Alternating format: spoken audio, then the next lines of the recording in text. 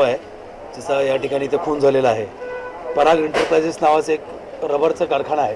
या कारखान्याच्या वरती दोघंजण पती पत्नी आणि त्यांची 2 मुलं हे या ठिकाणी राहतात.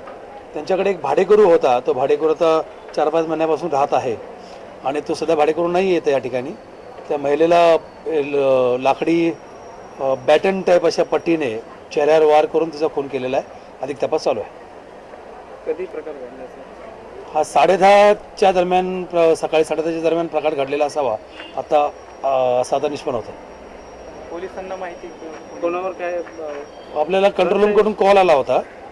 त्यामुळे पोलिसांना माहिती मिळाली 3:30च्या सुमारास. कोणावर काय संशय आहे किस्मावर, तर तपास चालू आहे. मयत व्यक्ती आणि जो तिथं राहत होता त्यांचा काही भांडणाचा प्रकार झाला असं अजून मैताकडच्या त्याच्या नवऱ्याकडे चौकशी चालू आहे.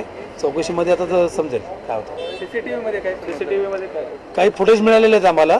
संशयित किंवा बाकीच्या इसमाचे फुटेज मिळाले आहेत. त्याप्रमाणे अधिक तपास चालू आहे.